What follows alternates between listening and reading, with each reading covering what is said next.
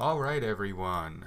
Welcome to the show tonight. So we are waiting for Kurt to put on clothes before we go live. Obviously, Twitch has rules. Uh, you know, uh, so uh, so as soon as that happens, we will hop on over to the view with all of us. Right now, we are on the start screen. I've been told all kinds of interesting tips tonight, it seems. So some things will change up next week a little with how the starting of the stream works. Maybe starting on time at the very least, let alone minutes early. Anyways, everyone, tonight we have our standard Friday crew. It's me, Mac, and Kirtaner. Good old Aubrey. Gonna talk about all the fun stuff. Tonight's episode is about the early 90s as we talk about Vanilla Ice and Rick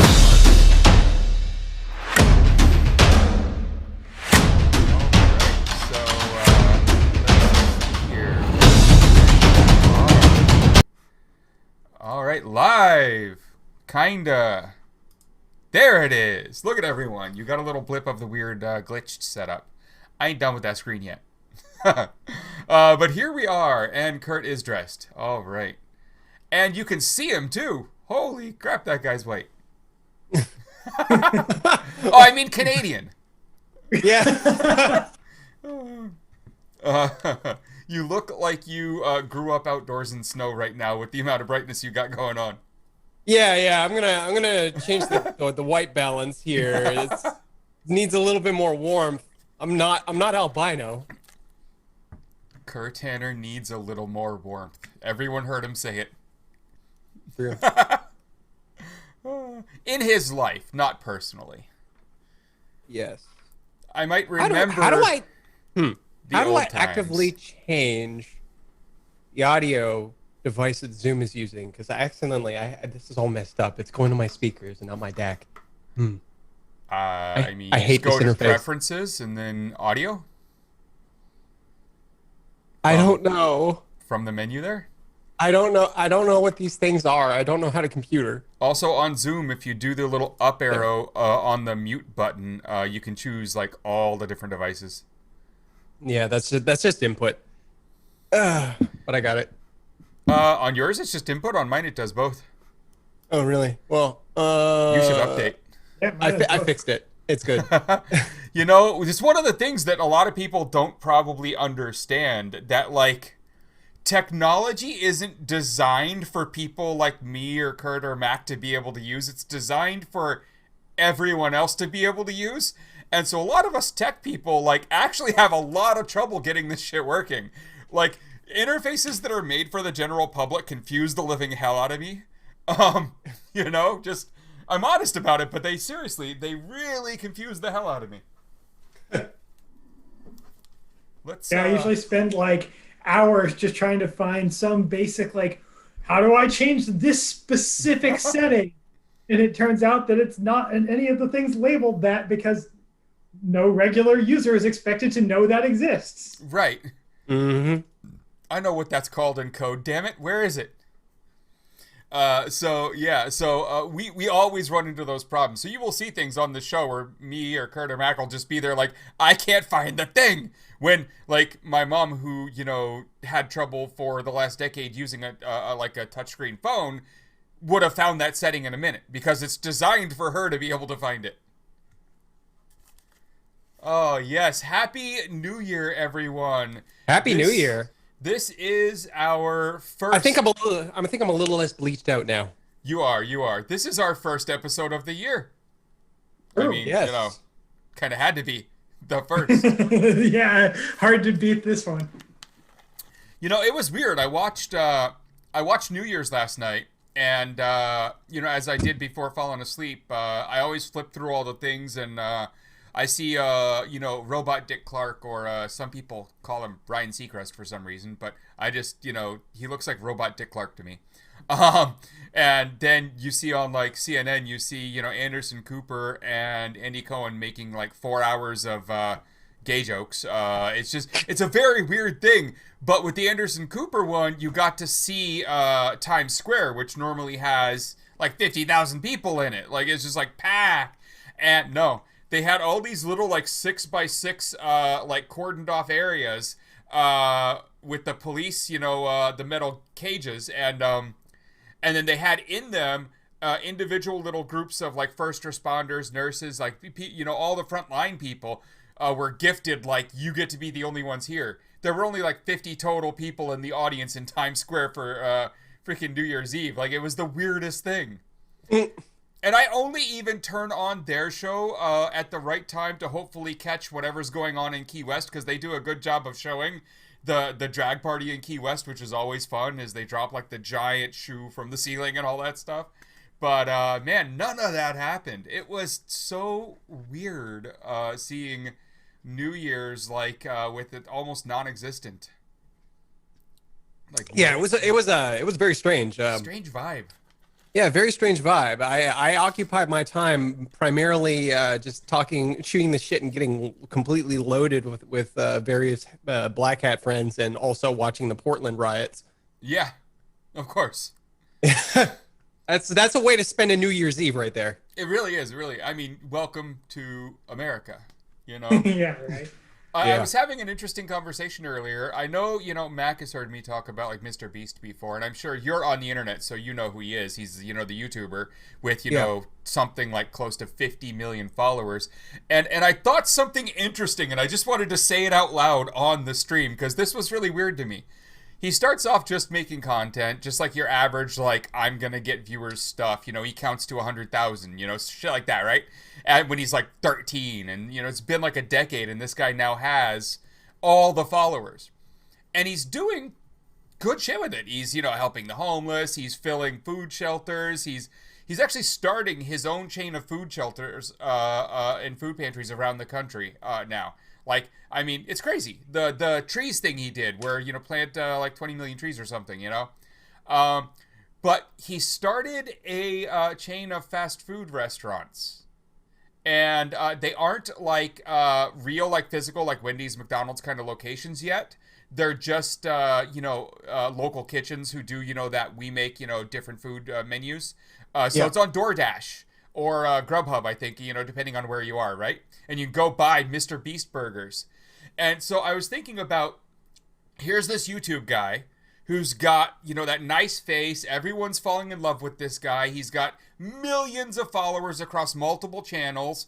Every other big creator in the world wants to, a collab with him, right?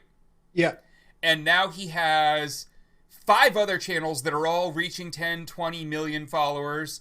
And he now is starting food shelters. And he's now starting restaurant chains, and slowly, like, if I watch any dystopian film, that like is from like a specific period of the early 80s, you will see that guy who has the slick face, looks like everyone should love him, and on camera, just staring at the camera, is convincingly the good guy. And you will see him slowly build out his business empire. And in every business you walk into in these movies, like if you walked in the door of his restaurant, there'd be an LCD screen right there of him greeting you, right?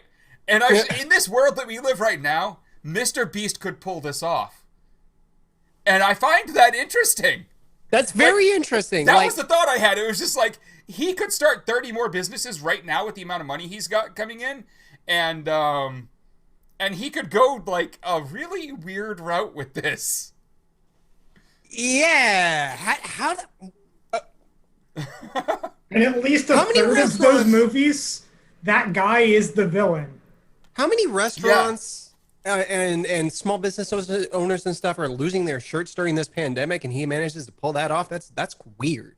That's crazy. Well, when you have an enormous amount of capital to throw it, like, usually the reason small businesses fail is because they didn't have enough reserves to cover some sort of eventuality that came up. Yeah. So, like, if you just have huge, deep pockets and your thing is, I want this business to exist, it's really easy to keep a business like that in existence. Yeah, people don't understand at certain levels how much money you actually make off of the empire he has. People have done the math, but he's done a bunch of YouTube videos where he talks about like the analytics of it and how much work they do. Like he's got an employee, a full-time paid employee, who just looks at the YouTube analytics and the website analytics for their e-commerce site, the Shop MrBeast site, and they just go through and do analytics, like literally in the MrBeast gaming videos. And I watch this stuff because I want to understand like the analytics behind video and doing all this stuff. I think it's interesting. And in the MrBeast gaming videos, you will hear them yell 5 or 6 times during it. Just randomly, they'll be like, ah! And what was found by the analytics guy, that in the early videos on MrBeast Gaming, anytime they did that, 10x the subs and followers happened. And so now they yell 5 or 6 times a video because it is scripted to do so. Like, that's the amount of effort that's going into this. And in one of the videos he actually released, kind of just off the cuff, someone was like, well, how much money did you spend on that video, though? And he was like, oh, God, my budget for just my employees last month was $600,000. Well, yeah, he definitely has capital to work with. So one of the other channels who does this level of analytics and this level of kind of tracking, and also has a lot of followers, so they know what the payouts are at these levels, has done the math and followed along with the very special events where they've sold a shirt for only a weekend and they've sold some 1,000 of them and they've released numbers on it. And he was able to put together the rough estimate that last year MrBeast's empire made $97 million off of his 5 YouTube channels and his shop, MrBeast.com. Wow. That's an empire. Honey pays between $300,000 and $400,000 for the 1-minute mentions in his videos. Woo! So today, when I'm just having this conversation about dystopian futures, and I thought I wanted to try the MrBeast burger, but of course I really couldn't afford to, because it's like $7 just for, the burger, let alone fries combo. I'm poor, so like I had a sandwich. But still, I was thinking, if there were restaurants and his face was on the screen, like that would make sense to me right now. And he's a YouTuber and we're used to that. But then I started, he could totally do this. Yeah. Yeah. So you want to start Burger King? Nobody funded him. He started doing the YouTube videos at 13. By the time he was 17, he already was at hundreds of thousands of followers, and that was enough in ad revenue to just keep going. Yeah, I mean, his mom put almost $300 into his initial setup for YouTube. But that's good parents. But literally, yeah. I mean, there's a bunch of history stuff on it. But anyways, I just thought that was funny, and no, that's just not true. But okay. But yeah, it's absolutely crazy. So I don't know. Just that whole dystopian thing where you can see a guy building who could. Bezos couldn't do it. We already believe he's the villain, But this guy has the following that believes he's probably the good guy. And that's... Well, up until, watch, there's going to be some private conversations that between him and a group of people that leak, and it turns out that he's actually the devil. But until that happens... I mean, my fear is he's from, North Carolina, from a small town, that... Chats are going to leak from his early teens where he said something he shouldn't have, but yeah. But yeah, I don't know. Well, I'm no stranger to that. Exactly. I mean, and I grew up in Texas with a bunch of Republicans around me. I definitely said a few things when I was 6 that I shouldn't have, I'm sure. But maybe you made it a little farther, but you have found redemption.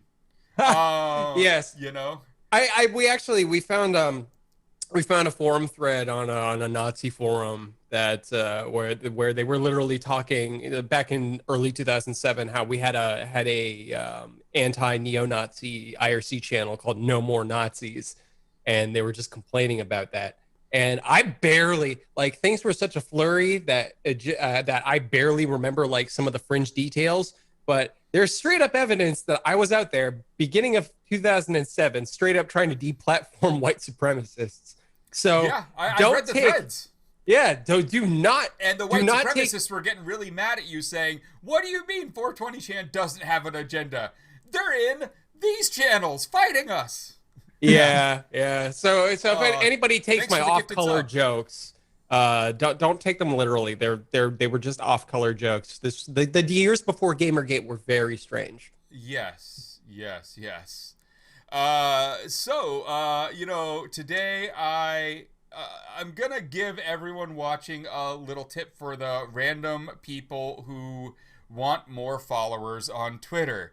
As today I got retweeted by Richard Marks, who most young people won't remember who the F this guy was, but he's a 90s musician, ballad singer who went gigantic and got uber rich off of it, and is actually pretty fucking cool because he spends all of his time all day trashing Trump and Q, tards and whatnot online. So that's always fun. So I like him. But I will say this: if anyone looks at the tweet that blew up today on my account, notice what I did there. If you ever want more followers on Twitter, I've been doing it for a year, and every time it's worth hundreds and hundreds of followers. Find someone like him or like Rex Chapman or any of these kind of people who have really good ones, and watch what they say, because they meter their words very carefully, and they aren't going to straight just attack like any one other star, but they'll definitely go after politicians, right? So instead, you retweet what they said with the words they really meant to say, that they hid, that they didn't put out there. And then they will retweet it, which gives them a layer of, plausible deniability. And I tell you, every time I do it, I get retweeted by these giant accounts. Because I just say what they wanted to say. Now, it's also what I wanted to say, too, so it works out. But, it was another one of those I saw happen again today, and I was like, I should tell everyone this one, because it just works. Every day you could just follow some big accounts, and, suddenly you explode. It's so simple. Yeah, when you're a public figure at a certain level, you do have to manage PR. But if somebody goes and says that hard truth, then I didn't say it. I just he just commented on it. Makes a lot of sense realistically. It does, and it works too. It works because I'm more than willing to say a lot of the stuff that they aren't. I am I'm struggling to kind of figure out that razor's edge. Because I have a lot of public visibility right now, and trying to maintain a level of filter between what I know I should probably not say and what I really want to say. And what I really want to say is stuff that will totally get you banned from pretty much anywhere on the internet. It takes discipline. It's so fucking hard. And that's why Parler is fun, because you can just do it. It doesn't even matter over there. But that's a completely other discussion. Yeah. So I don't know. I think it's interesting. Just people ask all the time, how did your account get so big? I do stupid shit like that, and it gets followers. I don't know. I don't do anything with them. Then it doesn't seem to all it does is lead to a lot more DMs and messages that you have to mute people and shit. It gets I don't know. Oh. Unless you have a Yan-sized account, then there isn't much value in it. Yeah. Before my suspension, I kept having to say, stop asking me to hack things, because it's just all day, all the time. Can you hack this Instagram? Can you hack this for this Facebook account? Oh, this person stole my account. Can you get it back for me? Pro tip, that is really bottom rung social engineering, and nobody works for free. So, well, also, the big tip that I always give them is, let's say there is some stupid version of the world where you came to me and asked me to hack your Instagram, and I wanted to do it. That's not the reality. That's not a real world. That reality does not exist. But let's play this game. You asked me over an unencrypted public medium to do it. So even if the reality was I wanted to help, I wouldn't, because you did that. And it's you just asked me to do that in a police station. At the very least, figure out who might really help you, because I ain't doing that. And I just send them to the support. Like when they say, "Oh, somebody stole my account. Can you hack it and get it back?" I go and I send them a link to like facebook.com/support or contact us. But if you need help from someone, like, find their contact details, give a rough, like, explanation, but don't say what it really is. Like, dance around it, ask for some better way to communicate. They'll tell you how they would like to receive encrypted messages, and then go from there. Don't just, out in plain text say, "Would you hack this for me?" Like, it ain't happening. No one with the skill to do it who you would ever want to work with is going to say yes there. No. Like, and honestly, if they do, they're probably just trying to scam you for money at that point. So today, so I'm helping you from the other side of the fence. Pro tip: do not pay somebody for hacking something if they're doing it in public communicate, like anything. Comms. Like they're just trying to get money from you. Just collecting data for someone, and you're going to get in trouble. Either like data, money, or both, or like, and no, then you go and you send them the money, you get scammed, and then a year from now they go and they blackmail you. Yeah, exactly. It's a mess. The internet is a mess. Burn the internet down. It was a mistake. So I saw today a thread in which Dr. Drew, good old Dr. Drew, and by good old I mean fuck that guy. The doctor, air quotes at this point, don't think he should be able to use that, who downplayed coronavirus, said it wouldn't break 20,000 people even getting infected, blah, blah, blah. He now has it and is pretty sick and feeling it, and issued an apology for all of his early denials. Oh. And this is the tweet of mine that kind of went out there a little today. It was me saying, this is the perfect example of an apology we don't have to accept. Apologies can be made. You do not have to accept them. And on this one, I do not. Fuck you, sir. Yeah, your apologies mean shit with the death tolls and like I'm actually concerned right now because starting this morning, I actually have a sore throat and a bit of a cough. Yep. I was going to elaborate on something, but that's going to potentially lead into doxing territory for myself, so I'm going to neglect to do that. Let's avoid problematic stuff like that. But yeah, I couldn't believe that he thought he could apologize his way out of this. So what I sent out was just that not only is that not an apology you have to accept, but that you actually that he actually is responsible for some deaths, because he has a large enough audience that enough people would have listened and maybe not worn masks, gone to gatherings, things like that. So it's possible that he's responsible for deaths at this point on that front. The thing that I've been angering people on Parler over the last day or so with the whole mask thing, and what people don't seem to understand is that wearing a mask, it's not to protect you from the coronavirus. It's not. The whole point of wearing a mask is to have that mask absorb all of the moisture molecules that escape via your breath so that you don't get other people sick. That's the entire fucking point of it. It's not to protect you. The doctor would get that, but it's not to protect you. Also, it does everyone else. It does provide some protective effect under some circumstances. Yeah, but it's minor in comparison to the other. Yeah, exactly. But if you're like in an area that's well ventilated, but there are a bunch of people nearby and they're like directly in front of you, there's a benefit. If you're in just like an enclosed area where there's like all recirculation of the air is no ventilation, then it doesn't really matter if you're wearing one or not. No. I heard the argument. Somebody actually used the argument with me that if you can smell someone's fart, it's not protecting you from the coronavirus. Well, that is... Come on, that's like orders of magnitude in size were different. There are layers to unpack there. Okay. Wow. Wow. Okay.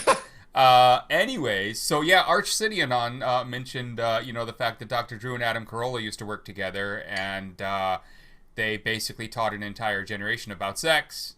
And so we got to wonder what's going on there. Well, it's weird because I think back to those times with Adam Carolla, Dr. Drew, and Jimmy Kimmel.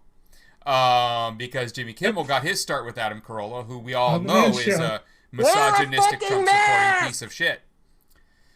Indeed. Wear a goddamn mask! Wear a mask on your mask.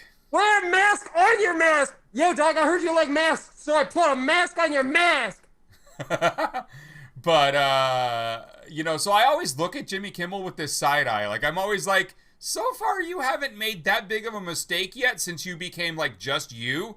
But I'm still, you came from Adam Carolla. It's weird. You came from a misogynistic man show.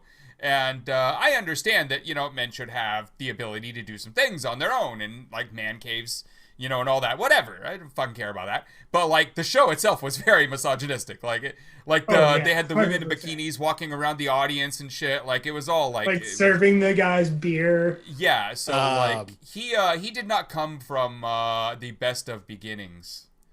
But, it sounds like it! Yes, thank you, an anonymous cheerer. All right.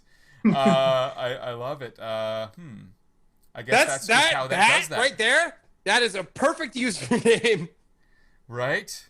Yeah. Good time. Bless you, anonymous cheerer. So, I don't know, are you up on this thing? Because one of the anonymous accounts, the real OG anonymous one, retweeted a couple days ago that there's a new Discord out there for an anti-Q project. Yeah. Have you joined up with this project? Are you over there seeing what they're doing? Are they doing anything interesting? I am. I was one of the first people in there as we went and bootstrapped it and got it set up. And we are planning some things to dissuade people from going and trying to participate in any sort of counter protest on January 6th in DC, because that shit is a huge fucking trap. You are trying to convince people not to go counter. That is never going to be a thing, and I'll be in the streets every day, all day, no matter what people say about it. No, okay. The whole thing is that they want people there opposing them to incite violence. Of course, they always do. Yeah, they do. Like their whole thing. But you still can't give them the streets. That's not how it works. Well, yeah, you can't give them the streets. The whole thing is that we're trying to encourage the whole don't play into the violence angle. Sure, you can encourage the don't play into the violence, but don't go down the centrist, moderate idiot route of not showing up. No, you show up and you counter. Yeah. It's less like don't counter, but if you do, be fucking careful. The Think In Project, a play off of the Lincoln Project. Yes. The Lincoln Project being useless pieces of shit who stole a lot of money from the left. That's some tea. I mean, I don't know how much money they actually got from the left, but like... Yeah. Something like $60 million. Centrist Democrats, at least. Oh, well, yeah, not the real left. Like, yeah. A bunch of corporate centrists. Maybe some sort of progressive leaning, I guess. Yeah, so there is a project. It's got a Discord. People can go over and start helping this anti-Q thing. Mm-hmm. So, we'll put a link in the video description. Yes, thank you very much. The Thinking Project, it is helmed by Dave Troy and Jim Stewartson, who are associates of mine, and it's quite a hopping Discord, actually. Like, we got everyone there. We got a bunch of Anons. We got Devin Nunes Cow. Nice. Like, everyone is in there. It's quite the hopping place. I'm enjoying it, and we all love Devin Nunes Cow, and we are all friends. Yes.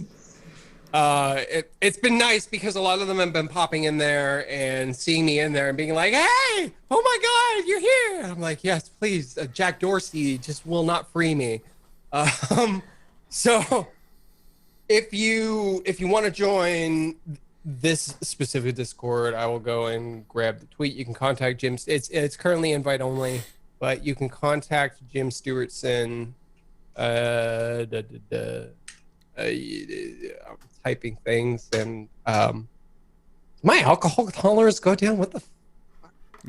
You are already feeling it? Yeah, it was New Year's Eve yesterday, and I don't know. Maybe there's still some lingering blood alcohol level there. Probably. Okay, so here, I'm gonna link this in the chat. There eat it more. is. Eat more. I have 8. Last night I ate 10 Hot Pockets and 6 microwave burritos because I clearly hate myself. I am still here, but I will be right back up. Good times. Yes. So Thank you. over the holidays, my glasses broke, and they are currently kind of barely sitting there. So I am having fun with that. I am blessed with farsight, but not enough farsight where it actually impacts anything. So, like, Yeah. my peepers, they are sharp, and I loathe my coming up on my 40s and 50s because I don't want to wear glasses. Thanks for the gift there, Amber. That's awesome. They broke on the night of Christmas. And of course. That was just the best of timings. And then I ordered a repair kit for the things that are wrong, and because they're just like $5. And Thank you. Of course, it didn't show up. And now the shipping says sometime in the next week. So literally broken glasses. Repair kit didn't show up. These are barely hanging on by a thread. The only thing holding them in place is the fact that the headphones are here. So if my glasses fall off during the show, you will know why. If that happens, clip it. Yeah. I might just take them off here in a second. It feels weird wearing them like this after. I've been wearing glasses since like 2nd grade, so like it's just Hello there, and thank you for the XSS. Yes, good job. I wish you could do stuff like that on Twitch. There'd be a lot more fun to be had here.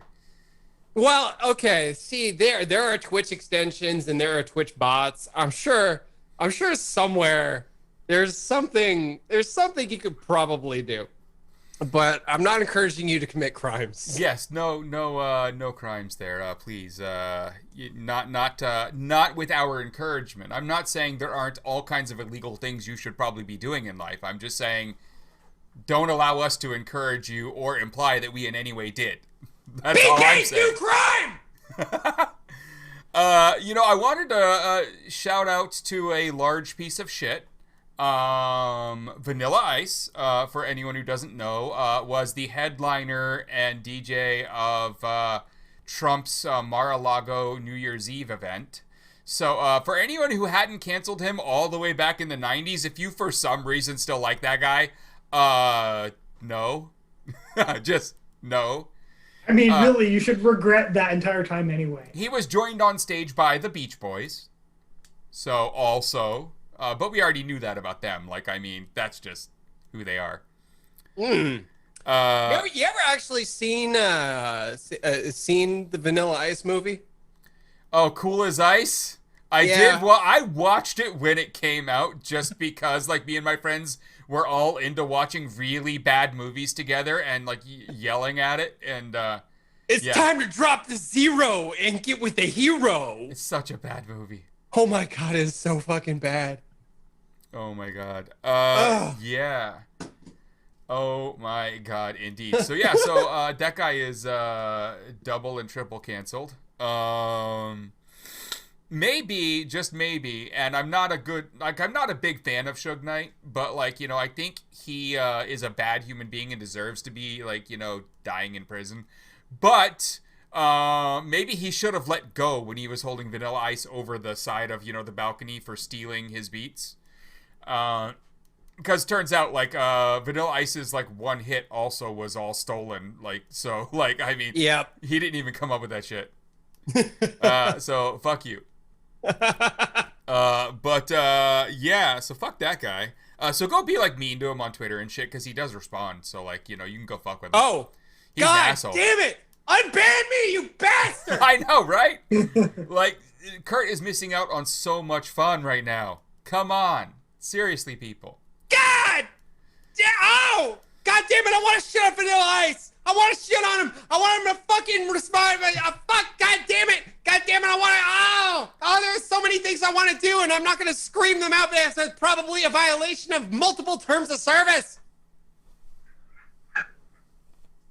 I mean, so Mediaverse talks about what's with all the canceling. I mean, Real Job. I mean, he did that TV show where he was like flipping houses and shit.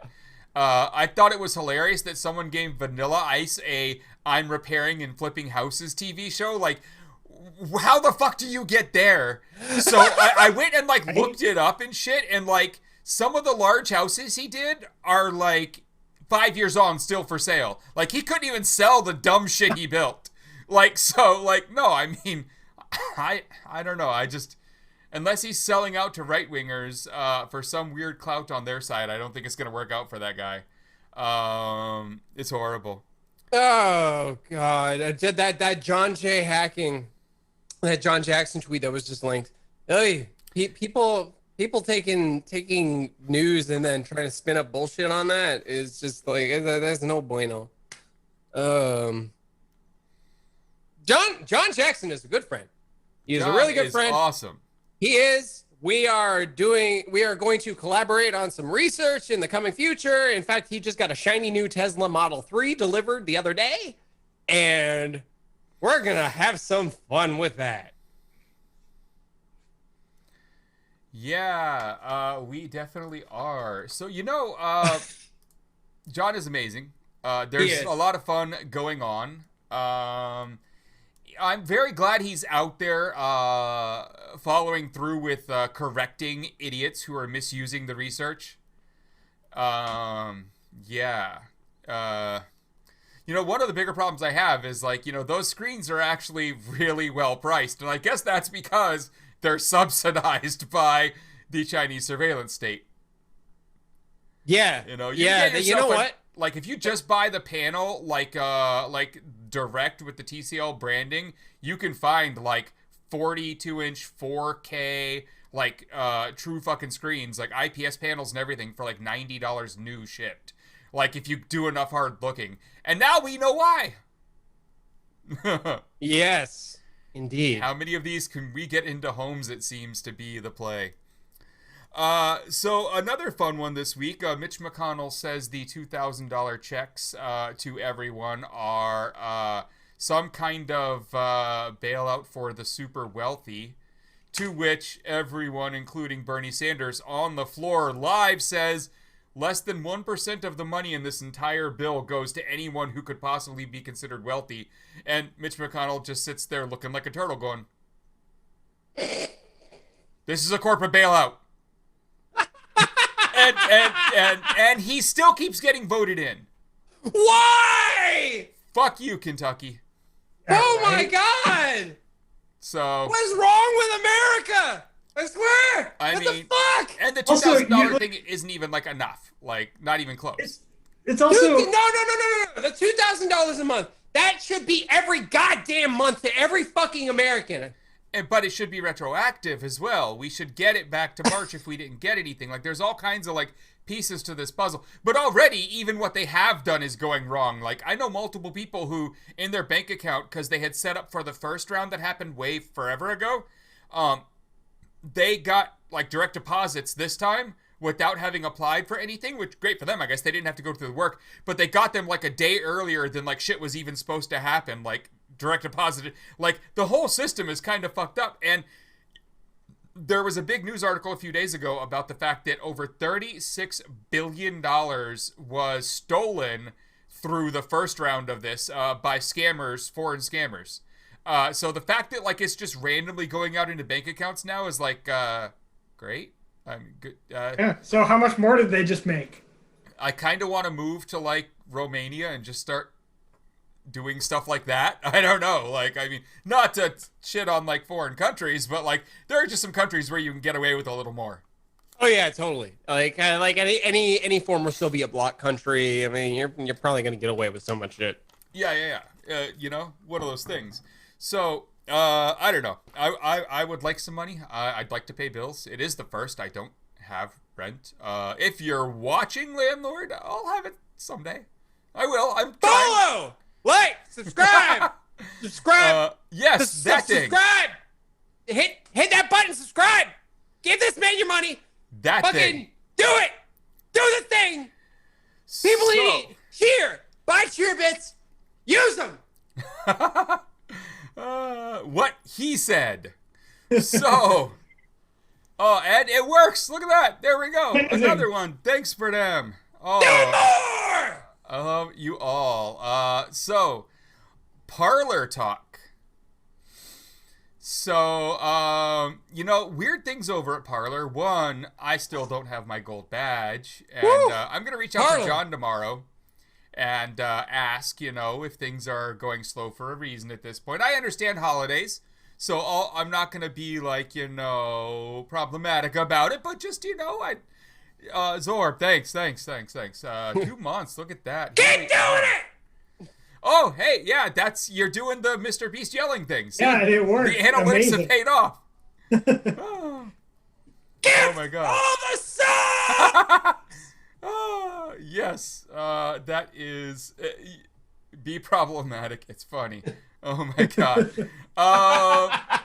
So the Parlor Talk, one, of course, I don't have my gold badge, but two, it's been interesting because I'm just being me. I'm not even trying to play a game. I'm not even being slightly nice to these people. You, on the other hand, if anyone watches, I'm not saying anything rude here, by the way, either. You are playing the game. You are having open discussions with these people. You're playing into their civility. You're trying to really build up some kind of a connection to do your anti-Q stuff and everything else. And so you are getting a lot more interaction than I am because I'm mostly just calling them out for being dumbasses. Yes. Subversion is a thing. I don't have it in me to forgive the stupidity I see in front of me.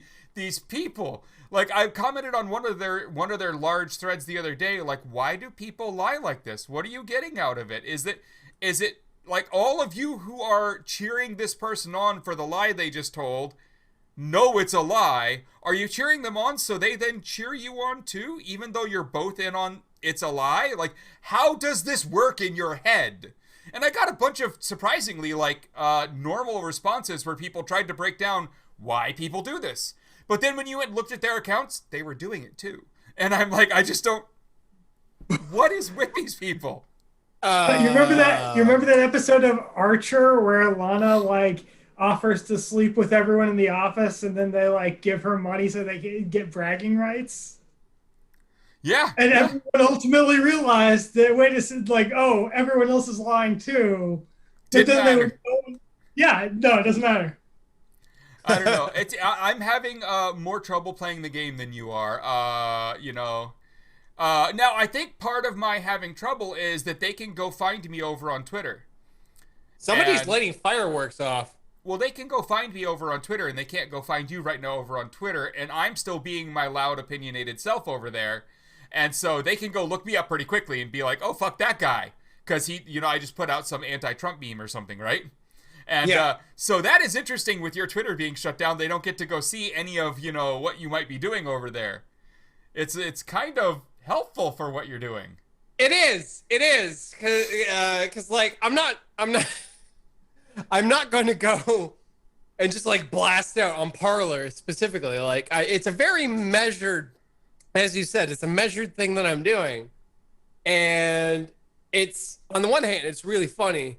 On the other hand, I did almost give myself heat stroke earlier today by doing the double mask thing. So it's a give and take. So there is a post, if anyone wants to go see it, over on Kirtaner's, account on Parlor, where he posts about the masks. And then the founder of this wonderful website comes in and posts a picture of someone wearing a mask out in public, robbing a convenience store. Yes! Joking that he just has to get better at, using a mask in public. I saw that. I saw him reply. I'm like, did you really just fucking... Is this real? Is this a fake account? No. John Matsey literally just made a fucking convenience store holdup joke. And I was in stitches for the next 20 minutes. Yeah, like, I mean, I don't know. I'm still having real trouble wrapping my head around him because it's like you read the stuff he says and it actually looks like he believes it all. So, like, that's an interesting piece. Like, I thought really strong and hard early at this that it was absolute grift. He had figured this out, and he was making his off of this. He was getting someone else to foot the bill, and then he was making his off of this. No, I think he really believes all of this at this point. I'm not excusing any of the strange things he says about, masks, coronavirus, the left, any of the lies that he helped spread for the right, or any of that type of stuff. I'm just saying, like, at first, I really thought he was just grifting, like in Andy No style, But no, I think he believes all this shit. I think his just pure free speech kind of nature is real because he does shit like that. Like, he goes onto your threads and makes fucking jokes about robbing stores as a good use for a mask in public. The CEO of Parler is fucking shitposting in my replies. Oh, like, I'm not saying he's not a grifter. I'm just saying when it comes to all his talk about Parler being about free speech, I actually think I might believe that at this point. I think there's 100 grifts built around that now. But, like, just, I think he really means it with the free speech thing. And that's weird because they have banned people. Yeah, I mean, you talk about marijuana positively on Parler because it's not federally legal, you get banned. Now, see, I have a huge question. I am a Canadian born and bred citizen. Marijuana is legal 100% in my country. Am I allowed on Parler to espouse positivity towards cannabis? Will I get shit on? It's not illegal in my country, and he is all for free speech. Yeah. So I have some real questions. Is Parler meant to be a global site, a global community, or is it bound purely by American federal laws? This is something I wish to explore to its grand extent. So I will inquire. I will ask and I will inquire because here's the thing. I'm verified. I'm a verified influencer. I run a major image board that is all about drug culture. I could create an account on Parler for this property and get that potentially verified, but there are questions that need to be asked first. Get the RSS feed style account like the Chinese government has with Epoch Times. Woo! That's a good idea. That's a really good idea. They have that special kind of account. For anyone who doesn't know, the Epoch Times, the right-wing, rag, much like Breitbart or anything else, is actually a Chinese government op. Has been more than proven. There's more than enough research out there. I don't need to go into it. You can literally Google this. Falun Gong, actually. Yeah, I mean, it's just... Yeah, it's not Chinese government. It's not Falun Gong. It's an influence op from... it's an influence op from a Chinese cult. Oh, yeah, the cult. Yeah. Yeah. I saw it on there as a verified account. I was like, they're verifying, okay, cool. Yep. But yeah, I got a copy of the Epoch Times in my mail recently. Like they sent out a free issue, and I pull it out of my mailbox and I look at it. I'm like, oh, you gotta be fucking kidding me. Still have it somewhere. I was gonna use it for toilet paper if the need arised. Yeah. Good times. So Parler's going a little better for you than it is for me at this point, as I don't know. Because I'm playing the game. Yeah, I'm trying to figure out how to interact with these people in a way where maybe they start to see some truth and look up information right instead of their version of research, which is like, Okay. Big tip. Okay, with Parler, don't. Okay, so there are certain things. The problem is being reactionary. The whole thing Their is stupidity just gets under my skin. You can do certain things like punch on Nazis, right? Yeah. Like because everyone fucking hates a Nazi. Nobody right wing wants to be labeled a Nazi, so you can say that. Even the Nazis.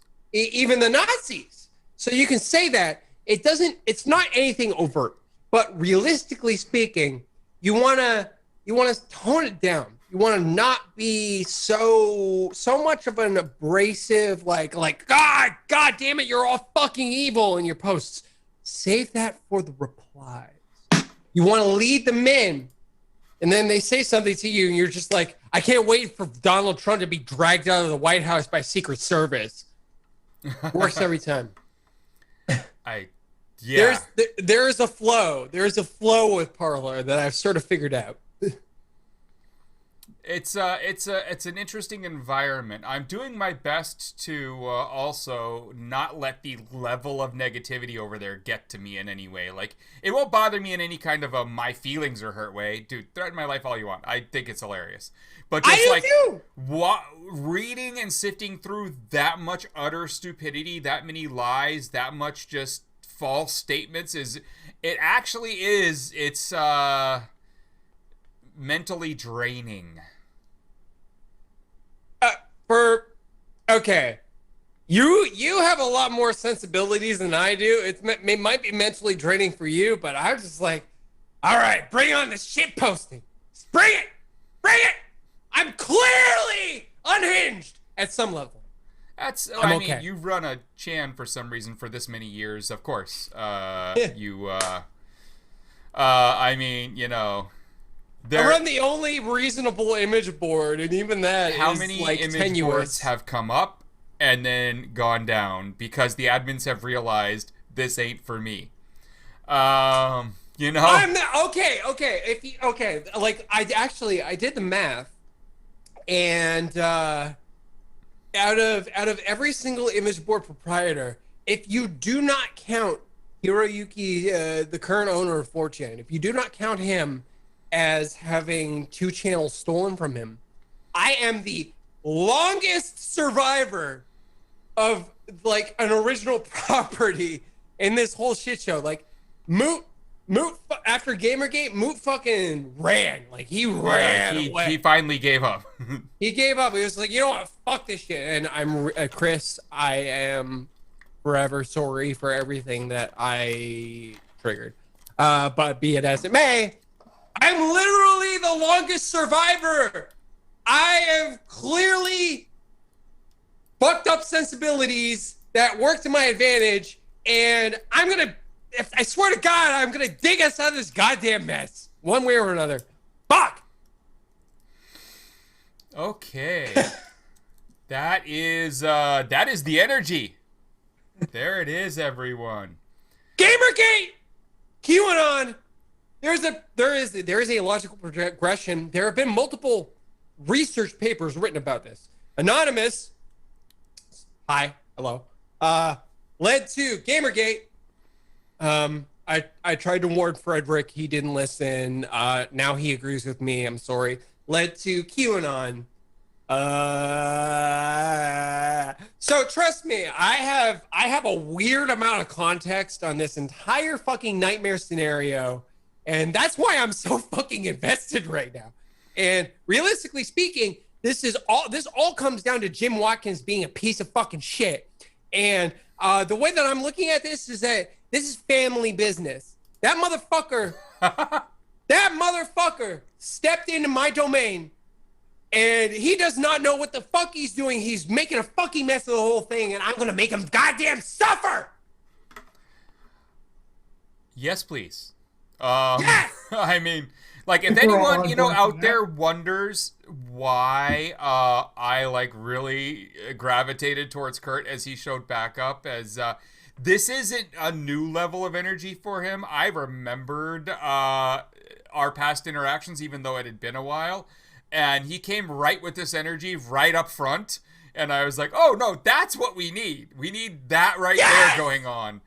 And I'm very much about actually getting shit done. That's really all I care about. Like, I'm very, very goals oriented. There's so much internal drama. There's so much external drama. There's so much drama related to various people that might be around us. And, like, I just don't care. Like, I just want some shit to get done. And, exactly. People are getting shit done. So here we are. Anyone who Yes. has any problem with that, fuck them. So the Bellingcat article, that'll be out in a couple days. That will be yes. Okay, 100%. So the Bellingcat piece that on analysis of Jim Watkins' email. So basically, what happened with that is their legal department was fucking terrified of me, which I totally get. Yeah. I can be a lot. I'm actually a very reasonable and calm and understanding and friendly person. Unless you get on my bad side. Off-camera conversations with we'll say Aubrey at this point, and that person is very, very understanding, nice, sweet, fun to talk to. I think right now we're talking to Kirtaner. Like, you have to separate that. See, Yeah. Basically, they were really fucking terrified of me. We had to show that, no, the sourcing of Jim Watkins' emails was not a felony. And beyond that, I'm Canadian, so I'm not bound by the CFAA. And that's a whole rabbit hole by itself. It's not anything that's worthy of extradition. So we had to legally clear that whole fucking thing. And then from there, basically they had to just go and clean up the article of docs and stuff that were probably going a little bit too far. But realistically speaking, once the article pushes, people will go and find that information themselves within 30 seconds. So it's a net win. And that is going to be coming this following week. 100% at this point. Bellingcat will be publishing the article this coming week. If it doesn't and something else holds it up, I apologize, but that's very unlikely. That reminds me of early days dealing with the first drafts of scripts for Mr. Robot way back when.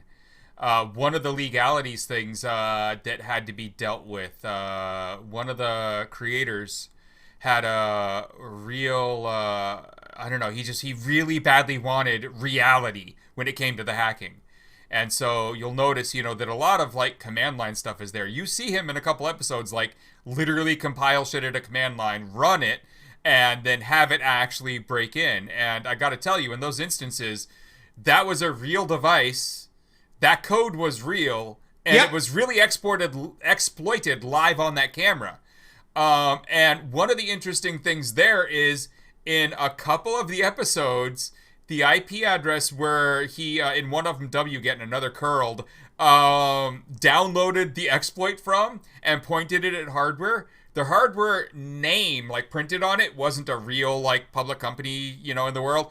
But if you looked at the hardware identifier, that was a real piece of hardware, and you could have just Googled the hardware identifier, and that file was a real exploit that currently worked against the latest version of that firmware, and that file was really at that address, and you could have downloaded it for like 20 minutes after the show aired.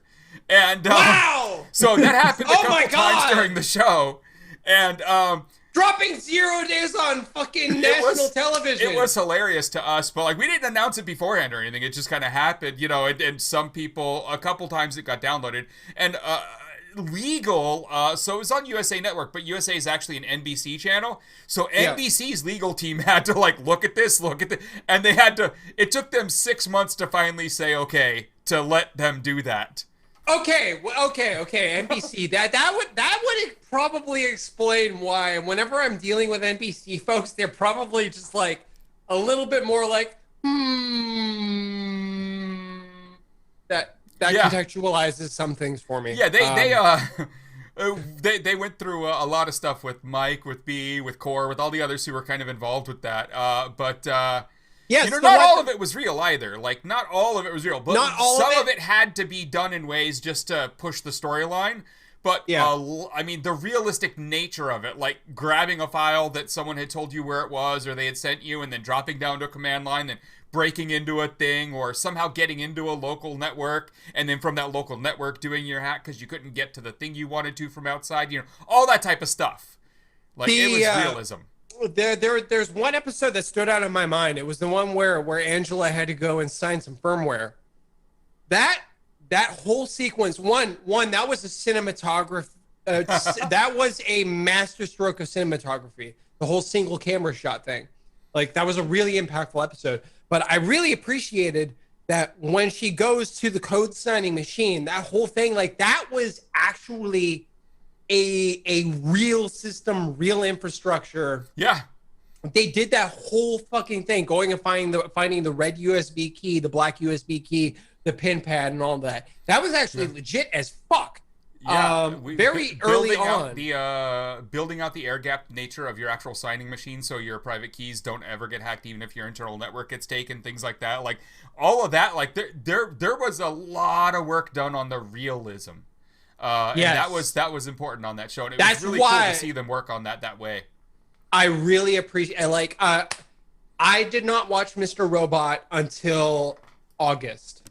Like, I had a lot of mixed feelings between when the show started airing and when I actually watched it, because when I was working at, like, first I understood the nature of it, and I'm just like, for the sake of my mental health, I'm just gonna not. Just don't talk to me about this. And then in 2017, I was working as a senior engineer at Ericsson, the mobile technology provider. And when I was there, my coworkers picked up on an absurd level of talent, and like I was just like, you know what? I fucking hate these corporately provided HP laptops. I'm gonna use my MacBook. Fuck this. Nobody else can figure out how to get their MacBooks on the corporate network and so on and so forth. I was just there going and literally just using my fucking MacBook, and people were very, very, very curious. I'm like, I don't know, I just like tried. I cloned some root certificates and went and so on and so forth. I got it onto the network, and this very quickly earned me the nickname Mr. Robot. And that kind of, at that point, I hadn't fully accepted and integrated everything yet, and I was still like kind of like hiding from the past in a really fucked up way. And when they started, like everybody on my team just started calling me Mr. Robot, Mr. Robot, Mr. Robot. At that point, I started going and literally hiding in empty meeting rooms to work. Like anytime I started like freaking out and just going and avoiding people as much as possible, because I didn't want to say anything yet. And there were still statutes of limitations in play and a whole bunch of other stuff, and I was freaking the fuck out.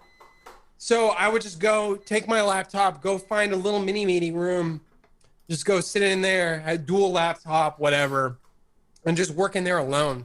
And I got in some shit for it. But anytime anybody was like, hey, go call Mr. Robot, like I would just like break out in a fucking sweat. And it was not a good time.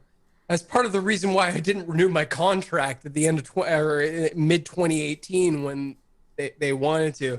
When the news came out, every single person that I worked with at Ericsson, they messaged me on LinkedIn. Yep. And they were just like, you gotta be fucking kidding me. Yeah. So when I was like really fucking nervous and felt really uncomfortable when y'all started calling me Mr. Robot, like, wow, now you got some context, and also hi, hello. It was weird. It was really, really, really fucking weird. I'll tell you that much. For the chat, I just posted one of the screen grabs of me actually in Mr. Robot, so everyone can kind of see that. I rewatched that. It was like, oh, hey, there you are. It's that guy. Yeah. What did you think, like, your first time through when you saw the scene where they do the challenge response on the phone and it's Marble Cake, the game? I lost it. I lost it. I paused it. I was just like, holy shit. Oh my, no. Oh, Jesus Christ. Yeah. Like there's just so many little like hints and nods and stuff. We actually threw a lot in there. Like, you know, like you were a consultant on it, but there's also multiple other of my friends that were anonymous. Yeah, they reached out to like 10 different people from the scene, and like they brought Like, I was not the only consultant on this stuff. I was There were just like the anonymous early consultants. consultant on this stuff. Yeah, There were yeah. other anons. There were Yes. high-end like red team guys who had like been big corporate guys. There was a team of people that made it like one guy was not going to get this to be as good as it was. Yeah. So when they were still doing development on the show, they posted a thread on 4chan's technology board, asking for people to reach out. And actually, a couple of old insurgents that were friends of mine, that were also involved with GhostSec, Op ISIS, and Op Paris in 2015. They responded. And they forwarded a lot of stuff to me, or not to me, to the showrunners during that consultation. So they actually, without naming me, they actually got a fair amount of stories about me, and I only learned this last year. Yep. And that kind of freaked me out a little bit. So really, we spent a lot of time early on, like when they first showed me the draft and their first few. They had blocked out and shot a bunch of scenes for like because they had already picked actors, and they'd shot like a good amount of the pilot, what they wanted it to be, but there was still a lot of tech stuff to fit in, right? I got to see that like 9 months before the pilot actually goes to air and everything. So everyone of my friends are mad at me getting to like play with it for so early. But one of the things that we did is they really wanted an understanding of some of the early days. So like breaking down where it went from a trolling kind of thing to fucking with people, but it might be like good. Like the Hal Turner thing was like, it wasn't even on purpose for good. It just turned out to be like a good thing that happened. But it was a good lolcow. But then turning into like a worldwide kind of protest activist thing and why, and like just the whole kind of transition of it, and then what wearing the mask really meant, why we did it, how that decision was made, why we pushed, how we made our videos. Like they literally wanted like all the stories. So you came up a few times when I was just explaining the whole transition, but a few other people who I don't know if they want to, have their names thrown out, so I'm not going to, but you would know them. And, but, like I brought up a bunch of people from, one, the old IRCs, and two, some of the old chans that are no longer around, or no longer maintained at least. A wiki that's no longer around anymore, although the Party Van revived. Wiki? Yes, some of the people behind that. So, like, just... we went through a lot of it, and it was a lot of fun, just kind of like getting them to understand where the types of people and environment where someone like an Elliot might have been, that kind of creates, all of this lore that he then used to, of course, create what he creates with F Society and everything else. Yes. Please, for the love of God, tell Sam Esmail to return my calls. I'm joking, but I don't think he's going to work on another project like this, but... I know. It's one of those things where I just like involved is working on another project that has a lot of tech involvement, and maybe. Yeah. With Sam Esmail, I just like I just wanted to say hi. Oh, that's literally it. He's amazing. That's it. I love Sam. That show, Sam and Cora, the whole team over there. I steamrolled the whole thing in around August, and there were a few episodes where I had to stop it, and like I would do like 3-4 at a time, and there were a few times where there was just like a single episode, and I just like okay, I'm done, I can't, because it was just a lot. It was a lot, and I have a huge appreciation, just like the amount of respect, the amount of just like, yeah, that entire show from start to finish, it is wonderful. I love it. It's a hard thing to watch for me at points, and yeah, if you haven't watched Mr. Robot, I suggest you watch it. Very, very, very weird and oddly personal to me in a lot of ways. We had a lot of fun making it, man. I mean, everything about that was just great. I think personally, I really enjoyed every minute of it. Yeah. Whoa. Woo. Yeah, my spouse was along the same lines where we would finish an episode and even she would be like, I can't, I'm done, like I can't, let's just, like I need a break. Yep. So it hits hard for a very small handful of people. Yes. I'll say that much. I mean, but that was a lot of the point of it was that level of realism. Yeah, and You know? for that, I show a shitload of respect. That I was worried. fun. I was really worried going into it. I was like, oh, okay, is this gonna make me cringe? But then I watched it. I'm like, oh no, oh. I mean, there were a lot of people involved. If you look at the DEF CON panel for it, Mike was there, and he did a hell of a lot of the technical work. Like when it came to the actual like designing out the screens and what the OS would look like that you saw. Just there were whole teams of people working on this. They did a really good job of bringing in a good team there. It was fun. I mean, I got to do the same type of work on House of Cards, and that was fun too. But they had a different story to tell, so we had to work a little more into the dramatic with the hacks. Although we got a lot of crap for like the iPad that he used that only had 2 apps on it on the start screen, and people saying no one would do that, and I'm like, yes, you could absolutely jailbreak an iPad and then make the home screen only have 2 apps on it. And one that you custom wrote, and people were doing shit like that with like Cydia and all the other jailbreaks way back when. In Exactly. fact, before Cydia, they were doing it with installer.app. So like when we got a bunch of shit for that, I was like, you obviously have no idea what you're talking about, because yeah, totally. Now, is it a bit overboard for what like the scene was supposed to accomplish? Sure, but that's what the audience wanted. It turns out, because they really seemed to like it.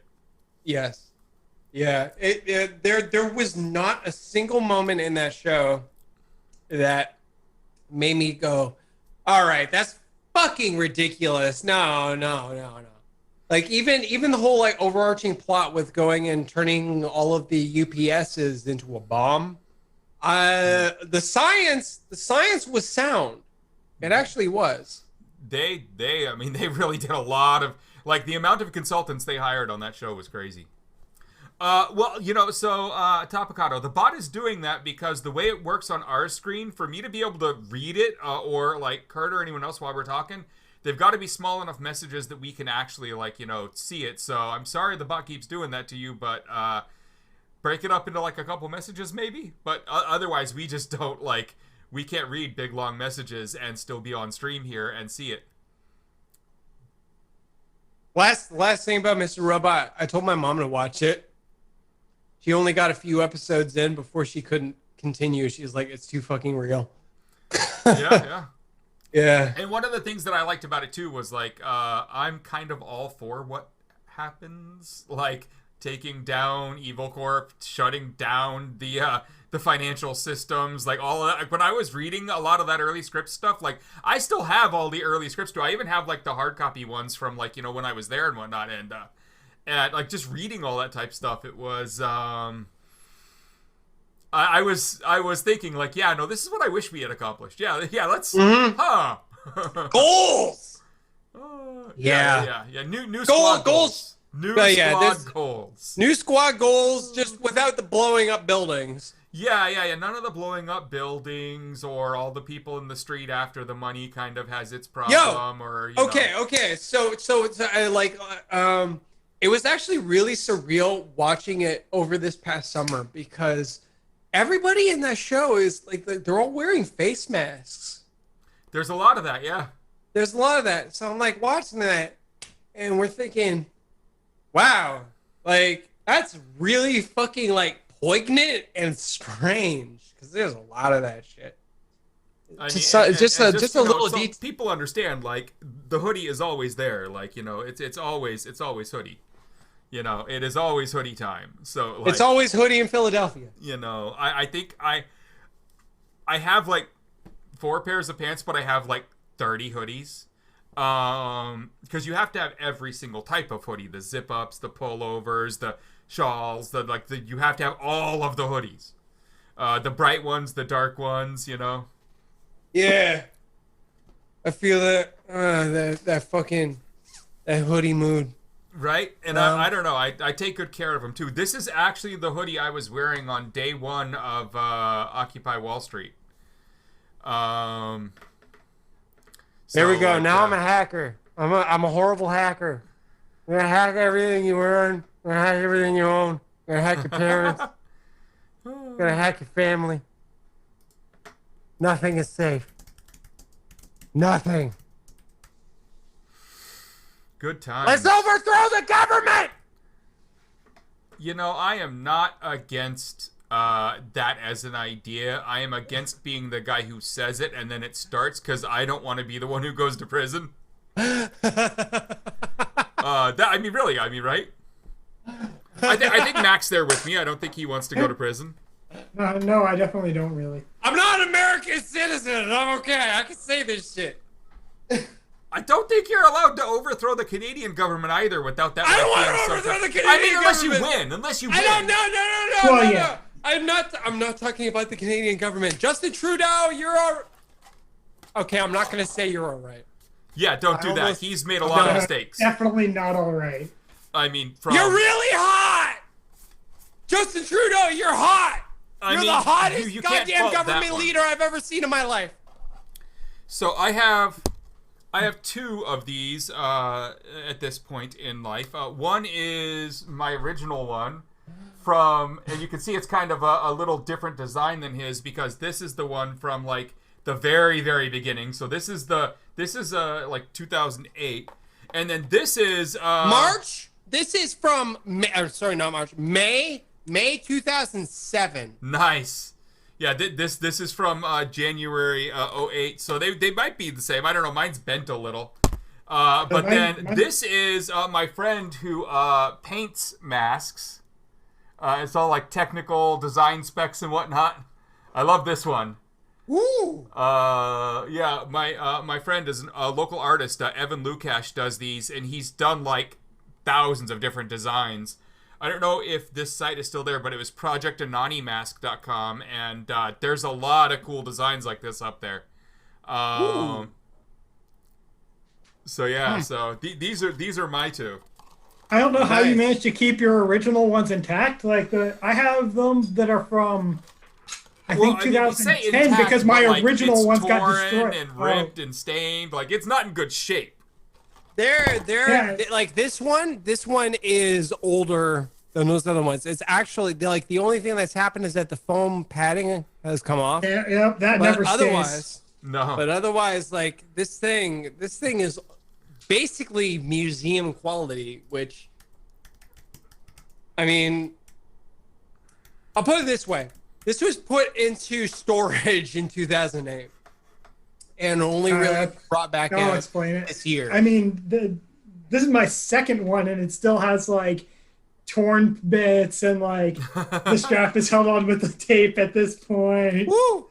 Yeah, the elastic on this thing is completely fucking shot. Oh yeah, that stuff like does not last.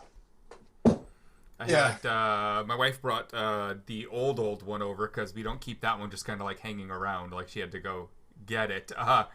Because people have tried to steal that one from me because they're jackasses. Because they want like that mask from the first time we for the protest activist version of this after we made the Message to Scientology video. They want that first mask that I used to like tell everyone, go buy this thing. Let's go. You know, I can only imagine. I didn't say buy, I said acquire. I did actually recommend in one of the flyers that they steal it. So like, you know, I was trying. It's the only fitting thematic thing to do. Right. Yeah. This thing is older than all those. And still in decent shape. It's actually in decent. There's a single blemish on one of the cheeks, and there's a little wrinkle on one of the eyebrows, but there's no tears on it.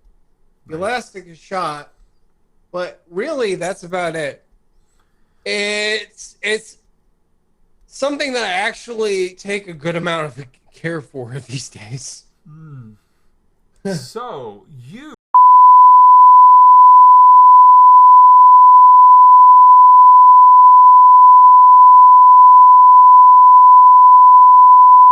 So January 6th is coming up. We are 5 days away from a bunch of Proud Boy chuds showing up in good old DC. And the Proud Boys themselves, led by good old piece of Nazi shit Enrique Tarrio, they are going there dressed in possibly black, hiding in, mixing in with the lefties, trying to cause some shit. So be on the lookout for the obvious infiltrators, the obvious fakers. They will be really bad at this. They aren't good at this. I've seen them pull this tactic a couple times. Once out in Not the Portland, first time they've tried this. So yeah, they are bad at it. We're gonna dress up in a black hoodie, black pants, fucking put a mask on, just go and smash up shit with a crowbar. Go fuck yourself. Walk up to people, ask them about like where they go to break things. yeah. Like, where is the riot beginning, kind sir? Yeah. Like, no. Where are they planning the riot, man? Yeah, and always remember, what the left does out there is not rioting. It is fighting for our freedoms, our beliefs. Rioting is cop language to suffocate our various movements. So I do not like these things being called riots. I'm sorry. At the beginning of this episode, I said riot. I apologize. I do not mind people saying the cops start riots, because when the cops start shit, it can become riots. Definitely. But it's them rioting. Exactly. I will say when I said an hour ago that I was watching the Portland riots, I actually meant I was watching the Portland protests. There you go. That the cops were trying to turn into a riot. Indeed. That being said, anyone that has a negative view of like what a riot is should look at what the colonists were doing in the lead up to the American Revolution and in the early stages before it turned into an actual military conflict. It was rioting. It was a whole lot of rioting. I do not consider riot a negative term, but in terms of context, I felt that it was appropriate that I correct myself. Yes, absolutely. It really is important to show who is protesting, who is counter-protesting, and who is just starting riots to make riots happen. Very, very important. Yeah. Definitely. So, I don't know. That's very important. So, we get to watch that, and we're going to get to talk about that next time, what is happening in D.C., I don't know. I kind of want to go, but I'm not gonna, because family has told me not to, because I was just really sick. Oh, come on! Over it. Family told me not to do anything that I've done this year. I know. If I hadn't been sick for the last couple weeks pretty badly, probably it would have been okay. But I'm not 100%. I don't know. I'm just not all the way back yet. So. Okay, realistically, this is 2020. It's now 2021, but the history of 2020, is anybody really 100%? No. Be real. For the people who were celebrating the end of 2020 last night, I've got some bad news for you. Nothing changed. Nothing fucking changed! That calendar is arbitrary, created by humans to describe some processes that, happen in this universe.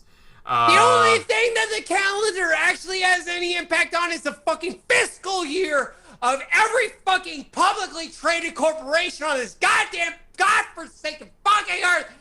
Fuck goddamn time! Time is a lie!